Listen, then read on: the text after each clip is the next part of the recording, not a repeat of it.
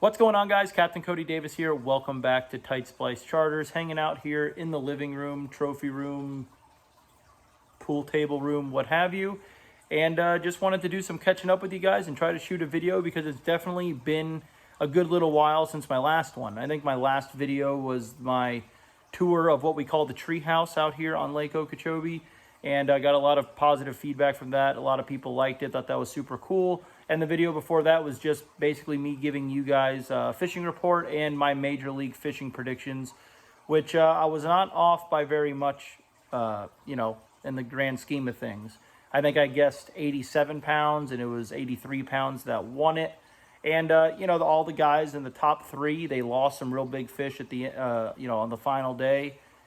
Skeet Reese himself lost a 6-pounder, which probably would have boosted him up to right about that 87-pound mark. Either way, the lake was fishing somewhat tough, but some people did catch some real big bags. Skeet Reese caught that 27-pound bag, on the final day, literally right here behind their house. Super cool. The lake did show out some really big fish caught. I think there might have been some more bags caught, bigger bags caught, I should say, but there were certain groups of anglers that were stacked on top of each other. So a lot of those fish were divided up into, many different boats as opposed to being put in one boat, which happens. But great event. That was super cool to see Skeet Reese, win. I was there live for the weigh-in, and he's a guy that I've looked up to my whole life. So to see him win on my home lake, that was super cool. But I do apologize, though, for the lack of videos. The truth of the matter is I have just been extremely, extremely busy. Literally had, I think, 2 days off last month, and I think I have 2 days off this month. Fishing each and every day. I am in no way complaining.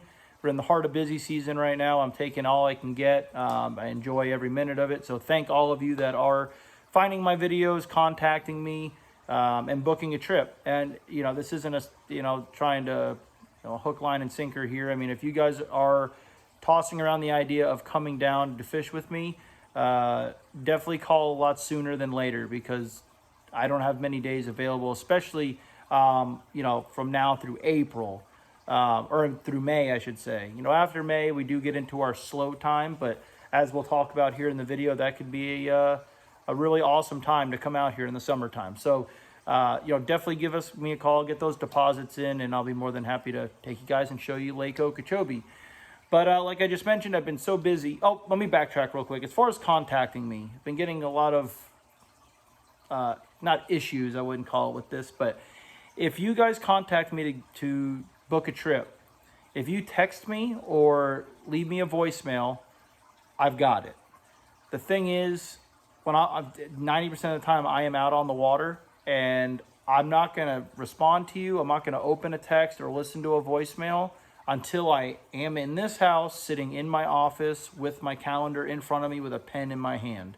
What happens is I read one of your text messages. I say, I got to remember to text him or tell him if I have availability. I get home, I look at my phone, there's nothing flagged or anything, and I forget someone texted me or someone left me a voicemail. So I don't touch anything. I don't open my phone. I'm one of those people where I have to be sitting in front of my calendar. And sometimes it takes 2 days because when I get off the water after an 8-hour day, we either have to do stuff on the farm. Me and Breezy are still in disarray trying to get this house assembled, if you will, and decorated and everything. So our to-do list is just 35 pages long, so please bear with me. I will get to you. Just shoot me a text, leave me a voicemail and text me. And sometimes it takes 2 days, but I will get to you. For the people that are emailing me, I'm horrible with email. I know that's the, quote, professional thing to do. I wouldn't say I'm the most professional. So texting is fine, or just give me a call, leave me a voicemail. It's the best way to do it, and I appreciate your patience. But moving on from that, I don't know when the next time I'm going to get to go fishing for myself is. I really don't know. I miss it. I do want to go have a day to just myself or me and the wife go out and try to do some fishing and filming, but I just don't know when that's going to be. Possibly here, sometime this month, I will get out there to do a fishing video, and I'm praying that I can, because one, I just want it for myself. I miss going out there fishing, and two, I want to create some content for you guys. So in the meantime, I'm probably going to be trying to do just some videos like this just to kind of keep it rolling. And, one idea I had for just something I could do here at the house after I get off the water. I'm a big podcast person. I very rarely even listen to music anymore. I listen to all different podcasts, from just general topics to obviously fishing. And I don't think I have the time or the patience to sit there and do my own, at least right now. But something I thought might be kind of cool to do would be, it sounds kind of cheesy, but just kind of tell fishing stories, whether it's from tournament wins, good tournament finishes, just crazy catches, I get asked a lot, like, what's the best tournament bag you've ever had? What's the biggest bass you've ever caught? And I'm a fish story person. I've got them for days. I just because of my upbringing, not just with bass fishing, but crazy stories about catching ridiculous things happening out on the fishing pier, offshore, and stuff like that. And then obviously, breaking down past tournaments I've participated in and had good finishes in. And also, someone like, my wife, who has had fantastic tournament finishes here on Lake Okeechobee. Just something cool, maybe just to, like right now I'm sitting here in our trophy / living ch pool table room. I don't know what you want to call it. But, we got all the tournament trophies here. We've got fish mounts and stuff. So I thought maybe it'd be cool just once in a while to just, put my hand on a trophy, which this one here is my wife's. This was 2015. She placed second in a BFL 200 boat tournament. She's the only female boater, and this was her, I think, her first top 10 in a BFL. So, just to kind of go back and reflect on it, what time of year it was, what the pattern was, what took place that day, stuff like that. If you guys would be interested in hearing those stories or those breakdowns or what have you, just leave a comment. If you guys would be into that, I'd be more than happy to do it, because the only thing I like more than fishing is just sitting down and talking about fishing. This is actually the wife's 970. She weighed in Rollins. We got that replicated. The lighting makes that look kind of terrible right now. But and this is actually the piece of wood that you guys watched us drag out of the lake and almost sink my flats boat with because it was so heavy. We cut it, mounted her fish on there. So pretty cool. So just let me know about that. But today's video, this is for one of you guys in one of the last videos I put up, where I asked, what do you guys want to see on this channel? I don't remember who it was, but one of you commented a pretty good idea. And it was, you guys kind of wanted like a tour of a map of Lake Okeechobee. And I think this is could be very beneficial to anybody who is looking to come down here, has yet to come down here, has little experience, or maybe has a lot of experience on here, to kind of just give you a real local knowledge tour of the lake, I guess you could say. So as trashy as this is, I've got LED lights and hold on, clip. All right, so we got that. I even got you a nice little LED light for you guys to see. And I think this is gonna work. Let's see, I'm gonna have to lower you guys a little bit. So here's the deal. You can purchase this map basically at any tackle shop around Lake Okeechobee. You can get it online. And these are really great to have in your boat if you're down here for the first time, you don't have much experience out here, what have you. But I'm going to give you the real rundown here. I am going to lower you. Well, you know what? We'll start here. We'll kind of start up here at the north end of the lake. So let's see. We're going to stop right here at the top. Taylor Creek. A lot of you got, this is just basically a residential area. These are a bunch of little residential canals. Great place to fish if you're ever down here and you have a massive cold front come through. Maybe you have 40-mile-an-hour winds, what have you. You just want, you're here, you're staying here, you're stuck here, you want to go fishing. This is a great place to go. If you guys watched the Major League Fishing event that was here, I guess it was 2020. This is where Jordan Lee was flipping all those seawalls, all those boat docks and those canals and catching a lot of really big fish. These fish do not leave here. They don't have a reason to leave here. These are all just big resident fish. They love to spawn in here, what have you. There's a bunch of cool areas in here to poke around. Super, super cool. I guess we'll come down the east side of the lake. Come down the east side of the lake, you've got Nubbin Slough, and which is basically just a spill out into Lake Okeechobee. It's essentially just a giant spillway.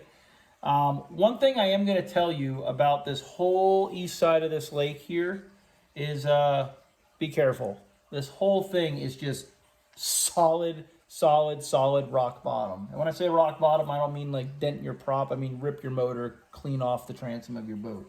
So definitely be careful here.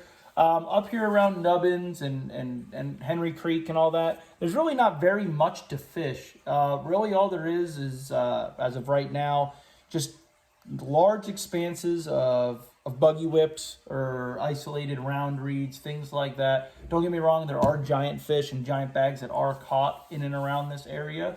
But it's to someone who's maybe new to Florida, it could be very overwhelming because everything looks exactly the same. But there's only one type of grass over there. You got some Kissimmee grass, you've got, and like I said, the buggy whips and whatnot.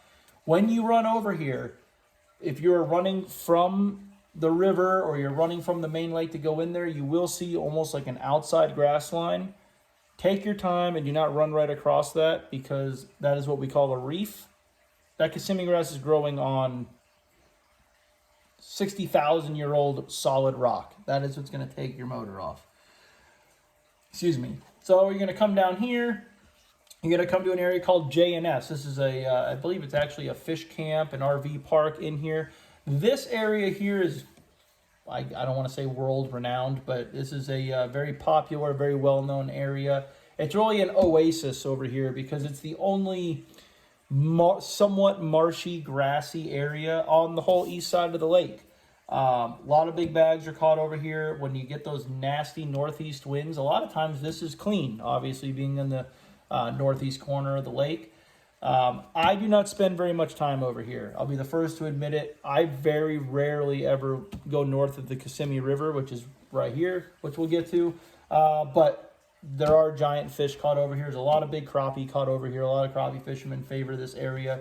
But if you go over there for the first time, or I mean, you can launch your boat there, but if you were to run over there and maybe you're with a partner or something, definitely be safe because it can get kind of treacherous over there with the rock bottom and all that.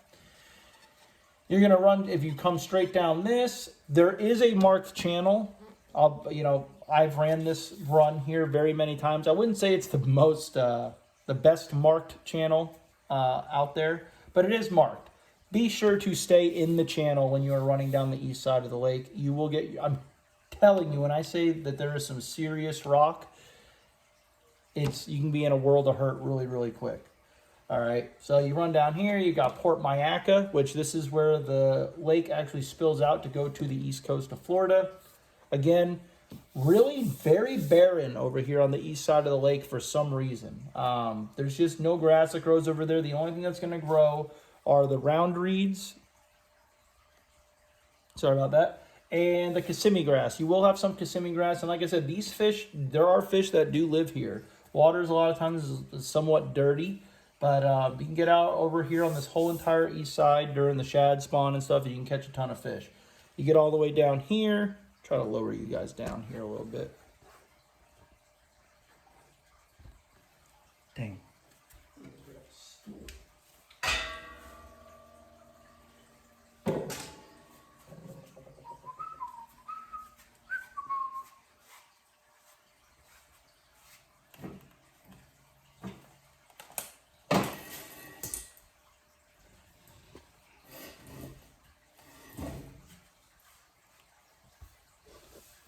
Okay, got us a stool. So you get down here, you're going to come to Canal Point, Pahokee. There is a big a jetty. It's basically like a fishing pier almost, a big concrete marina wall down here. That's the Pahokee Marina. Again, not much to fish down here. There are rocks. Again, I can't say this enough. If you are running down this east side of this lake, you have to stay in the channel. You will sink your boat. That's how bad the rocks are here. But where there's rocks, obviously there's fish. It literally says on the map here, Pahokee Rocks, and then in quotation says, be careful. Very smart. Definitely pay attention to that if you get out of the channel. You're going to come down, and then you're going to get down here into the south end of the lake, South Bay, what have you. I'm going to run down to the Rim Canal. The first bay you're going to come to on the far southeast side of the lake is Pelican Bay. That's right here in our backyard. Great area. In my opinion, the fish that live in Pelican Bay just never leave. If you're coming down to visit the south end of the lake, Pelican is the place I tell people you can go in and just go fishing there. There's always fish in there, 365. And you can do a little bit of everything. You can get way back here in the marsh, if you will, and it's usually clean. There's all kinds of pennywort and hyacinth mats back there. Tons of cattails. You can kind of get lost back in here if you want. Good area for these fish to spawn. Out in the front of it, you kind of just got some isolated round reeds or buggy whips, as we call them, that kind of surround the front of the cattail line, as well as isolated cattails. If you go to the outside on the west side is actually where Chris Lane was fishing in the Major League Fishing event, which he got second place, I believe, was right in here on that pad line. And then out in front of it, there is basically an outside football field of Kissimmee grass. Awesome area. You know, I spend a lot of time in Pelican Bay. Great area. The island here, this is Kramer Island. Great area to fish. Basically, if the weather allows. This is kind of out there it's really susceptible to getting dirty and beat up by the north winds that we get this time of year. But if you have good weather and stuff, tons of fish are caught around this. Tons of schooling fish are caught around Kramer. And basically all it is just completely surrounded by Kissimmee grass. Nothing really to hit out here, in my opinion, that I know of. One thing I will tell you, right here in Pelican Bay, this rim canal that runs around the lake, this is where it spits out. Run all the way to the channel markers. The rim canal will end on the left side, and you just look out at open lake, and people think you could just make a left-hand turn and go in there. You don't want to do that. I promise you that will be very expensive. Solid rock. Do not do that. Follow the channel. You will see the channel make a left. It's called Norman's Channel. And then you can turn out, and now you're out into the lake safely. That's the way to do it. You run around the tip of Kramer. You run down here. Now, this is true South Bay down here. This area is massive. It's a shadow of its former self. Used to have a lot more grass, be a lot more protected. Hurricanes, spraying, high water, you name it. It's taking its toll on South Bay. It's very vast right now, very sparse grass now. Lots of cattail clumps out here out in the outside when we're starting on the outside. As you make your way in, you will find some flat pads, arrowheads, lots of Kissimmee grass now. And when it's clean, it's a fantastic area. The fish still do come down here to spawn, but it is real susceptible to the wind now with no hard line being there. Trying to point out some areas for you here, try to give you a closer look. This video might go a little bit long, so I apologize.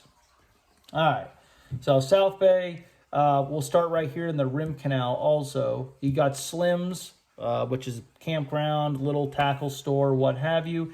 This on the map, this is going to say this all is bay bottom, and it might be, but the way I describe it, the first bay you're going to come to if you were to leave Slim's, this would be bay bottom. Okay, it's marked hydrilla. They've killed it all. There's no hydrilla in there, but this is just basically an open area. Typically always clean, good hard bottom. There's big isolated reed heads out here, tons of mats to flip, pennywort. There's a bunch of hyacinth mats and what have you. Great area to come and just be out of the wind, out of the weather. And the fish do like to spawn in here. The main trail to run out to the lake, this is called Boy Scout Trail. Lots of fish have been being caught in here over the past few weeks.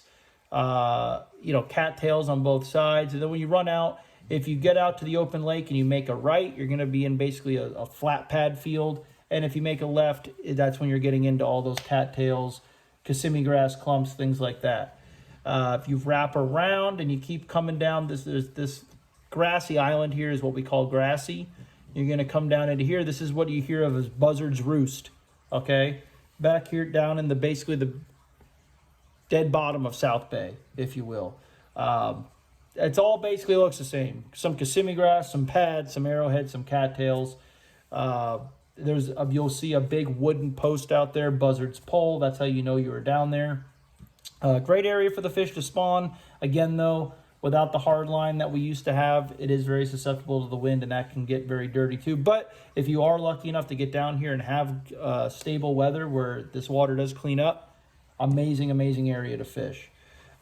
This bay here on the map, okay, that says Bay Bottom, this is where Skeet Reese was. This is where Skeet Reese won the $100,000 is right here.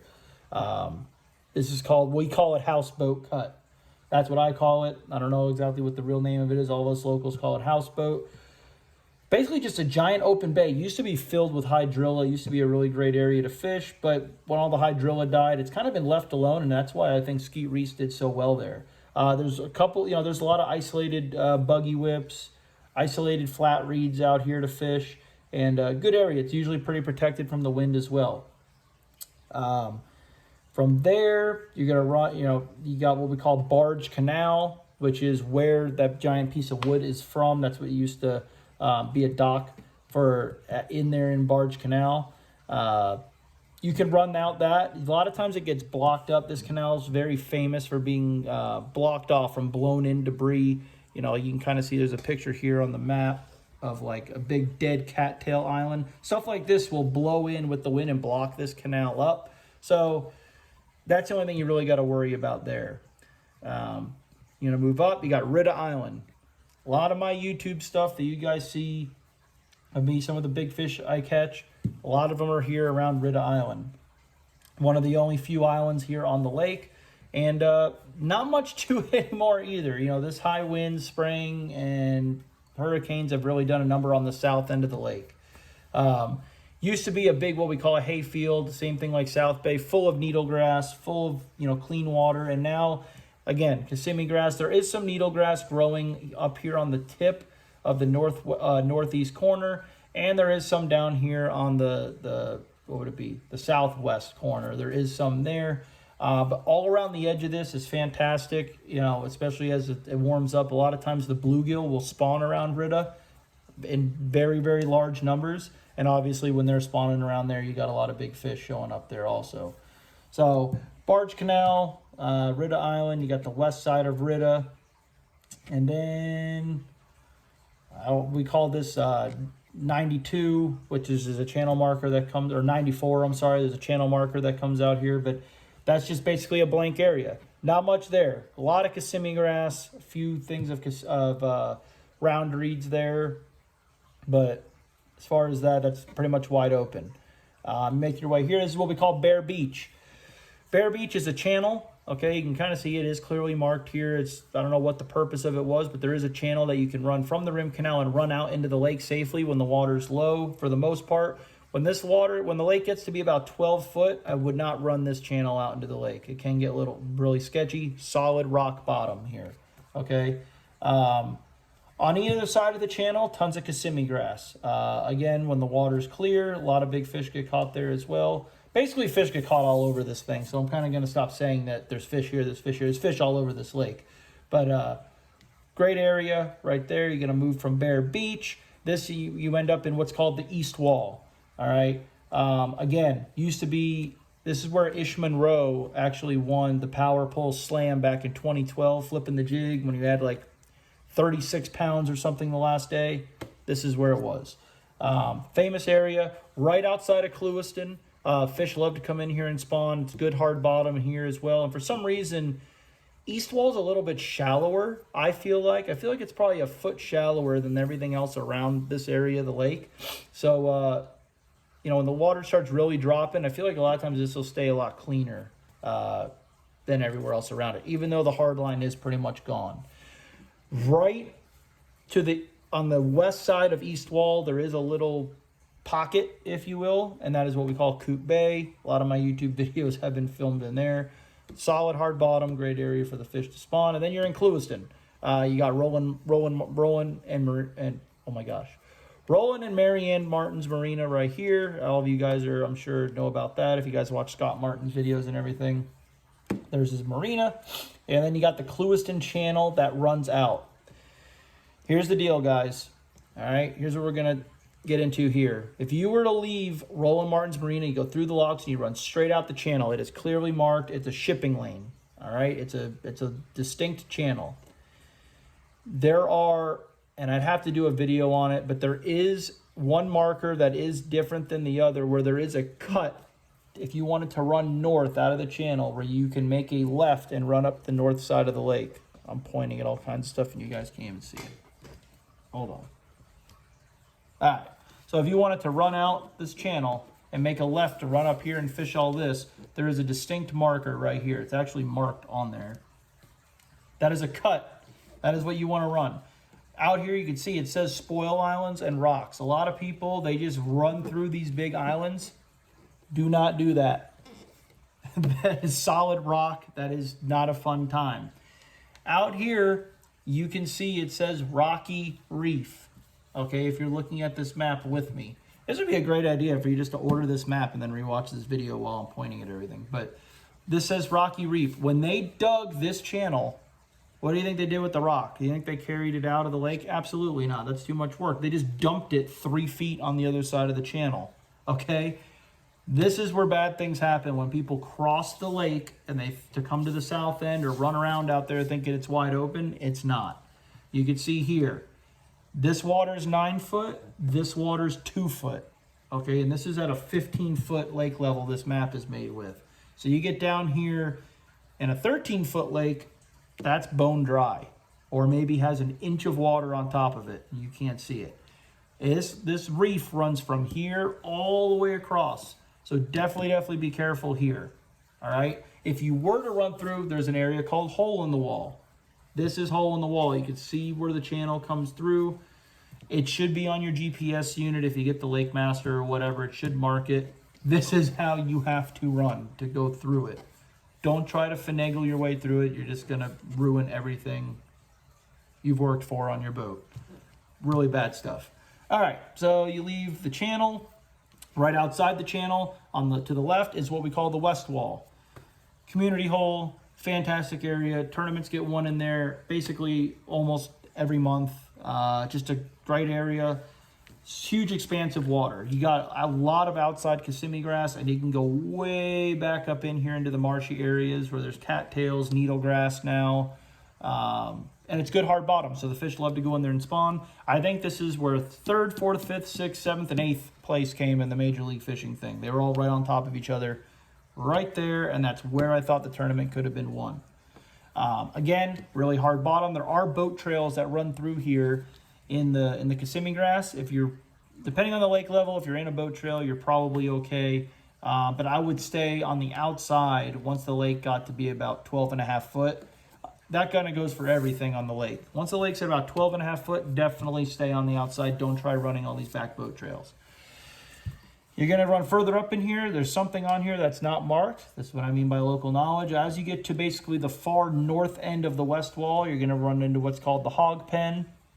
There's no difference. It doesn't change vegetation. There's no structural difference. It's just a different area because west wall is so big. We call this the hog pen. Then you got Mayaca Cut or Uncle Joe's Cut. This is a separate canal. Okay, if it's ever really rough and you're trying to fish this area leaving Clewiston, you can just run the rim canal, okay, and come out Uncle Joe's Canal. Same thing here though. On the edges of the canal, you run way out and turn around because when they dredge these canals, they just dump the rocks on the outside. I have no idea why they did that, but that's what they do. You're going to go just north of Uncle Joe's. This is going to be what we call, some people call it the shoal, but there's a lot of certain little areas in here. This is what we're going to be, well, I guess we'll start it right in here. This is Observation Island. You'll be able to see a big group of trees back there, back almost, looking back in the lake. And that's obviously growing on an island there, but out in front of that, great fishing. Especially in the summertime, lots of bluegill like to bed around this as well. Nothing to really worry about there. And this area doesn't have much of a hard line anymore, but a lot, starting from here, from Observation all the way up the north end of the lake, the eelgrass has come back tremendously. And what that eelgrass does is it kind of makes up for what the hard line can't clean up and keep clean. As that dirty water blows in here with the heavy winds, that eelgrass does a real good job of cleaning it up. And then once you get behind it, the water's super clean. So really great area. You got the area that's called Blue Hole. Again, none of this, for the most part, around in this general vicinity of the lake changes vegetation-wise. It all pretty much looks the same, but it's just so vast that, we kind of try and break it up into certain little areas. So you got Blue Hole. Next you got Turner's Cove. All right. Your boy Roland Martin really likes Turner's Cove. I see him in there all the time. This is just basically a little dip. It's hard to see on the camera, but you know, the hard line of the lake kind of goes in, makes a big pocket, and there is a huge expanse of round reeds that stick out way in the lake. So if you're running the outside of the lake, you can't miss Turner's. It's the farthest point of round reed sticking out in the lake. A lot of eelgrass. It's a little deeper back here. There is an actual cove back there, like a backwater area. Water's been super clean in here lately. Just cool area. You know, it's usually blocked. If you get a big north wind, you can get up in this cove and you're pretty much, you know, safe and secure out of the wind right there. You're going to run north of Turner's and you're going to show up to what's called Cochran's Pass. Now, I'm going to tell you this also. On the outside here, you can see it says posts. There are 4 posts out here on the outside of the lake. Why they're there, I couldn't tell you. But that's kind of how we'll mark what we call the shoal. This is observation shoal. We call it the shoal. Talking to people about where you're fishing, you got first, second, third, and fourth pole. We'll get to that in a second. Cochran's Pass. This takes you into what we call Moonshine Bay. All right. Now, Moonshine is a very, very old area on the lake. Very productive, very cool spot. And you can only really get back here when the lake's above 14.5 foot. I would say it's navigable. You can get turned around and messed up back here. I would not recommend going back here by yourself. A lot of times you can run in Cochran's, but same thing like I talked about down here in Barge Canal, where it can get blocked up. That's what we're running into right now. Hyacinth mats, pennywarp mats, loose debris can blow into here and clog up your way to get into Moonshine Bay. And this is just a kind of a long chute. It's a pretty long little canal. And, you know, all around the outside of it is fantastic fishing as well. And then, like I said, you had first, second, third, and fourth pole. This is all just what we label the shoal. From here to here is probably 6 miles, and it all looks exactly the same. Really good area to fish during the spring. The whole outside is round reeds. You get in there behind it. The eelgrasses come back really great here. And a lot of bluegill like to spawn there. A lot of bass obviously like to spawn there on the hard bottom. And this place really shows out come the springtime. Wrap around and come up to the top. You're going to have Whidden's Pass. All right. There must still be an actual pass that cuts through, but you can't see it anymore. It's all grown up and what have you. But there is still kind of a little cove back in here. And water stays clean. It's very protected back in there, again, with the eelgrass and whatnot. Fantastic area to catch big crappie in, and a lot of big bass bags come out of here as well. If you were to wrap around, here we go. The Monkey Box. I get more questions about this stupid place than anywhere else, and I don't know why. Everybody knows about the Monkey Box. I get 6-year-old kids on the boat that ask if we're going to the Monkey Box, and I hate the Monkey Box. It's a shadow of its former self. It's protected. It's this, it's that, but this high water and hurricanes have really taken a toll on the box. It's not really what it used to be, but it is a great area to go check it. This is where it's at. It's just basically a chute down into the the south end of Harney Pond. Here you got the 7-mile canal, which dumps you into the box. So if you have a tournament or you want to participate in a tournament down here, you leave Roland Martin's Marina. You can run all the way up the canal, up the rim canal, through the 7-mile canal and out into the Monkey Box. All right. You're going to go up through here. We'll kind of wrap around into here. You got Fish Eating Bay. This is Harney Pond Canal. This is a really just big, distinct canal. Big boat ramp right here. A lot of crappie get caught in the canal. Not too much to worry about in the actual canal itself. This actually says hydrilla, and for the first time in forever, there is a lot of hydrilla here. Right now, run around here is Dice's Ditch. Again, this place used to be full of cattails. A lot of big fish were caught in here flipping back in the wintertime and stuff years ago. And it still is, but not like there was once before. Protected little area. You can kind of get lost all back up in here now with the high water. Super cool area. And a lot of eelgrass up in there. Out in the front, this is all Harney Pond. Okay, this is what I call the whole Harney Pond area. This whole big pocket of the lake. The island out here in the front is Bird Island. Kind of just out there all by itself. It's a great place for the fish to move in as soon as we start getting some cooler weather in the beginning or late last year. This is one of the first places that these fish that are coming in from the main lake are going to hit. Very protected. You can go all the way up inside there. The eelgrass is super thick, but there's good water depth in there. Lots of mats, lots of life. You know, I don't know why they call it Bird Island, but I never see any birds in there. But super cool place to fish, and water's typically always clean in some vicinity of the island.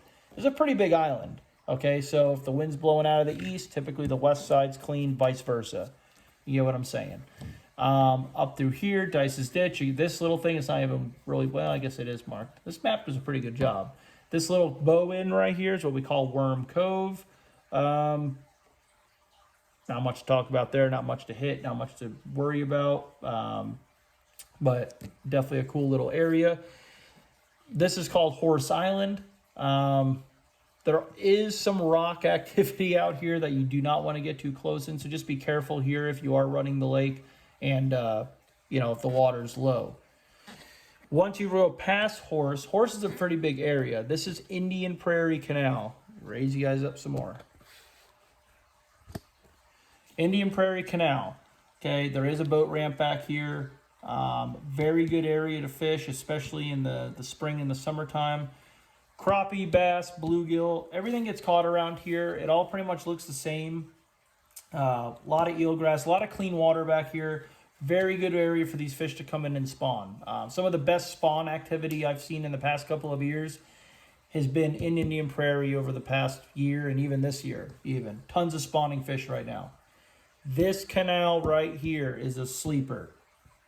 Again, it's a dredged canal, and what do they do with the rocks? They dump them on the side. And those rocks come out way out here. So if you're running up north in the lake, you will see channel markers here coming out. Do not think you're fine because you're so far from the grass. Go way around these. I myself have jacked my motor up on these things very badly. 200 yards off the hard line, and there's still rock to hit. Okay, and big, heavy-duty rock. Don't mess around with Indian Prairie Canal. Definitely do not try to cut through in the grass. If you're running with the high water right now, run these boat trails back in here and cut across the canal. Do not do that. Don't do that. Go out and around. And go out around Indian Prairie. Really, this is all pretty much considered Indian Prairie. Then you're going to get up into Tin House. All right. Tin House is a very well-known area, super cool, super clean water, and I didn't even know how big the actual area was till just about 2 months ago. You can go all back up in here exploring, get lost, do whatever you want. Super clean water, and the water is fairly deep back here, believe it or not. Great area for the fish to spawn. Tons of lily pads, just old Florida back there, kind of like Moonshine Bay. It just looks pristine, and even if it's a Saturday at 3 o'clock, you feel like you're the first human being to ever go back here when you get super, far back in there. And the water is always clean, so it's a great place for these fish to spawn. And this is a huge area as well. Always a big bag every couple of weeks, really, to come out of there. And it's good all year round. You're going to come out to the top of this point. This is what we call a third point. Great area, just lots of brown reeds, Kissimmee grass, things like that. Not much to hit, not much to worry about there. You're going to run up into here. You got Buckhead Ridge. This is another residential little area. And you got Buckhead Canal. From my knowledge, this canal, you're really not much to worry about here. All right, as far as hitting anything. But this is where Jacob Porosnik won the Major League Fishing deal that was here 2 years ago. He won it right here. You can always see it because right outside the canal there are 2 channel markers, 2 big posts, buckhead poles, what we call it. A lot of dollar pads, hydrilla, eelgrass, you name it, it's in there. Very clean water. It's obviously very protected because of what is right outside of it. You got King's Bar. This is basically just a 2 or 3 mile reed head. Okay, it's just a giant expanse of reeds and grass that you can go up inside. Nothing to ding your boat up or mess you up really in the bar itself. Fantastic crappie fishery. I don't spend much time in there bass fishing as nearly as much as I should, but maybe this spring I'll kind of try to check up on that. Behind it, between Buckhead and the bar, we have what's called the pass. This is kind of a shortcut if you come out of the river. Instead of having to run all the way around Kings Bar, you can shoot through the pass. Once the lake gets like 12 foot, I would not recommend running this. This is all solid rock out here from the Kissimmee River. So once this starts getting real low, that can get kind of treacherous and you don't want to do that. So you run through here. Again, you can cut through here. But typically, if right now, you'd be more than fine. That's how I run it each and every day. But if the water's low, just take your time and run around the bar. There is a cove back here called Cody's Cove. I caught 7 10-pounders out of here in one day. That's why it's named after me. I'm just kidding. I have no idea why it's named that. I've never even fished in here. But and it's definitely not named after me. But just a, kind of a cool little spot back in here. It's fairly big, lots of clean water, obviously. It's super tucked away and protected. Lots of rocks, though, and great, fantastic crappie fishing in there also, and a lot of big bass come out of there as well.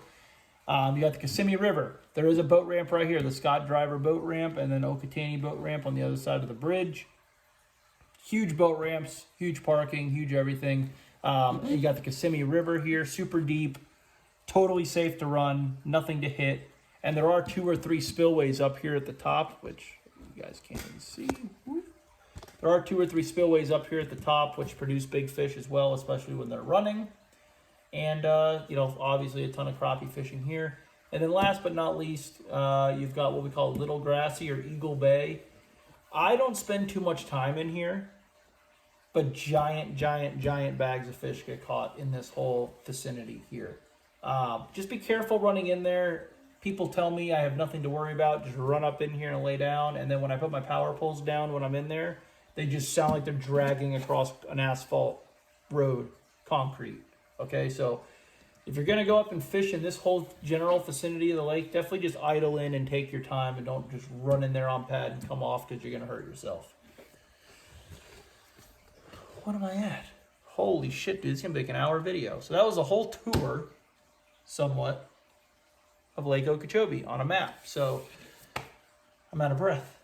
Yeah, if you guys have any questions on the map, I definitely recommend you buying this one. I don't even know who makes it. Mark Evans Bass Maps. 2020, all rights reserved. I have no idea. But to order, contact, there you go, markevansmaps.com. This map does pretty good. This is the first time I've actually sat down and went across the whole map. A lot of things are marked. I definitely recommend if you come down here, just spend, I think I paid $20 for this thing. Get it, keep it in your boat. It's something good to have. I know with GPSs and everything now, but at the end of the day, a map, you can never go wrong with a good map. If you guys have any questions about navigating the lake, anything like that, definitely feel free to give me a call. More than happy to help you out and keep you guys safe out there. Sorry this one went so long. I can't believe I'm at 35 minutes already. But I don't know. Hopefully I get out there next time or in the near future and get out there and hopefully get you guys some fish catch footage. That's what I want to do. But until the next, real quick, almost forgot one, or a few. Down here on the south end of the lake, we have these things that are called dynamite holes, okay? They're just basically like 50-foot holes off of the rim canal into these little pockets. Obviously, I don't have to tell you, great areas to fish. They're super protected. They're surrounded by, really thick grass on the edges. Water is always clean. You can see these water depths, 45 foot,